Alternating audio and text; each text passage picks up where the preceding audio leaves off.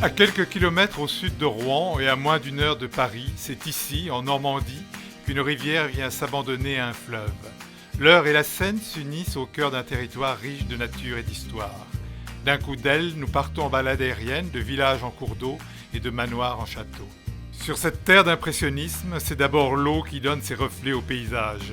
À Amfreville-sous-les-Monts, à 163 km de la mer, les deux écluses construites en 1887 accueillent 15 000 bateaux par an. Les promeneurs du week-end en apprécient la quiétude au pied de la côte des Deux Amants qui s'élève à 100 mètres au-dessus du fleuve. Selon la légende, deux amants contrariés dans leur projet d'union se précipitèrent depuis son sommet pour y rejoindre l'éternité.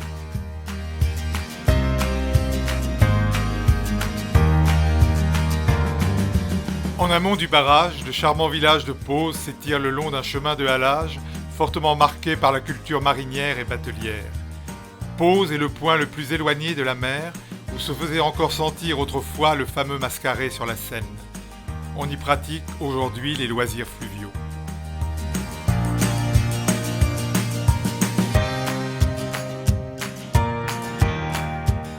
En remontant la Seine vers Paris, apparaît sous nos ailes le village de Portejoie.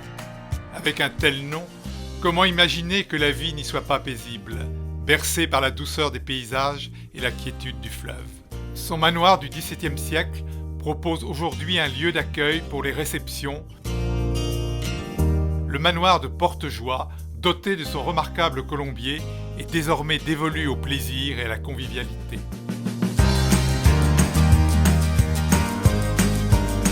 À portée d'aile, les greens du golfe du Vaudreuil s'étendent à l'horizon, tels des nénuphars dans les bassins de Giverny.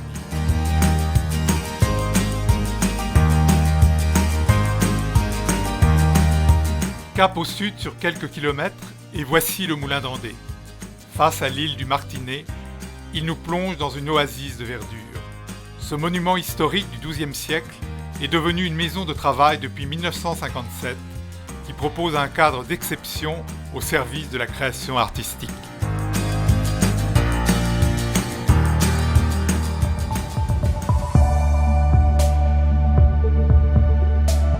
Du fleuve à la rivière, la Seine nous conduit à l'Eure qui traverse la commune du Vaudreuil. Ce petit bourg fut une terre royale après la conquête de la Normandie. Ici résideront Saint-Louis, Philippe le Bel et Jean le Bon. Changement complet de décor en arrivant à Val-de-Reuil. Cette ville nouvelle, créée ex nihilo au début des années 70, est un exemple parlant de la politique d'urbanisme de cette époque.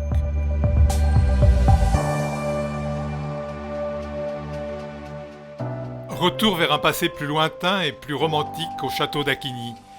Dans cet environnement bucolique, cette construction de 1557 se dresse avec une belle élégance. Elle est le témoin de l'amour que portait à son mari Anne de Laval, première dame d'honneur de Catherine de Médicis.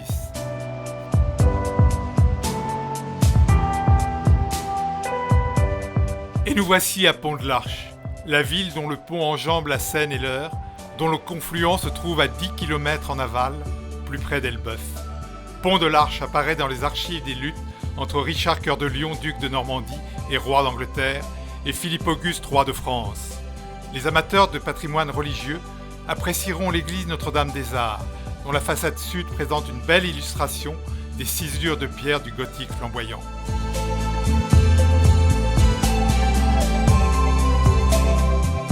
Dernière escale de notre coup d'aile en Normandie, la ville de Louviers. À la suite des terribles bombardements en juin 1940, l'après-guerre fut marquée ici par la reconstruction. L'église de Louviers présente une belle originalité à signaler. Son clocher possède 3 horloges sur 3 côtés seulement. La partie du toit, située face à la rivière, n'en possède pas, car c'est bien sûr là que coule l'Eure. Belle facétie d'architecte.